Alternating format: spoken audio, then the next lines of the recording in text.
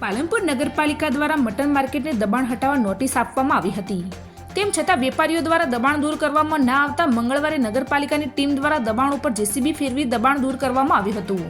પાલનપુર શહેરના સિમલા ગેટ વિસ્તારમાં mutton market આવેલું છે, જ્યાં કેટલાક વેપારીઓ દ્વારા ઓટલા શેડ સહિત દબાણ કરવામાં આવ્યું હતું.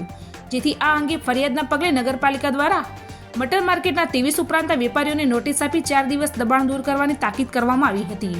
તેમ છતાં વેપારીઓ દ્વારા પોતાનું દબાણ ખુલ્લું કરવામાં ના આવતા આજરોજ મંગળવારે નગરપાલિકા ઓફિસ સુપ્રિન્ટેન્ડન્ટ સંજયભાઈ વ્યાસ, ટીપી કમિટીના અધિકારી દીપભાઈ જોશી સહિત પાલિકાની જુદી જુદી શાખાના અધિકારીઓ અને કર્મચારીઓ જેસીબી સાથે મટન માર્કેટ પહોંચ્યા હતા.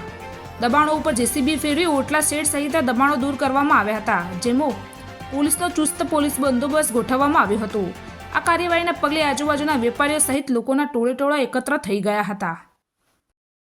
આજરોજ પાલનપુર નગરપાલિકા દ્વારા પાલનપુર નગરપાલિકાની જે શાક માર્કેટ છે એની પાછળના ભાગે આવેલ જે મટન માર્કેટ છે ત્યાં આગળ 20 થી 23 જણ 25 જણને દબાણ કરેલ હતું.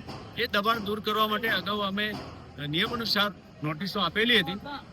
તે છતાં પણ દબાણ દૂર ન કરતા સીએમ પોર્ટલ ઉપર આ પ્રશ્ન આવેલ હતો, જેના આધારે આજ રોજ નગરપાલિકા દ્વારા અને સિટી સર્વે દ્વારા માર્કિંગ કરીને કાયદેસર દબાણ દૂર કરવાની કામગીરી હાથ ધરવામાં આવી છે.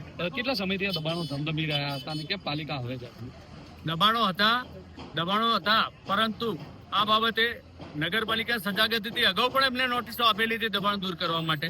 એટલે આજ રોજ એનો કાર્યક્રમ બનેલ છે, તો અમે દબાણ દૂર કરવા તત્પર કરેલ છે.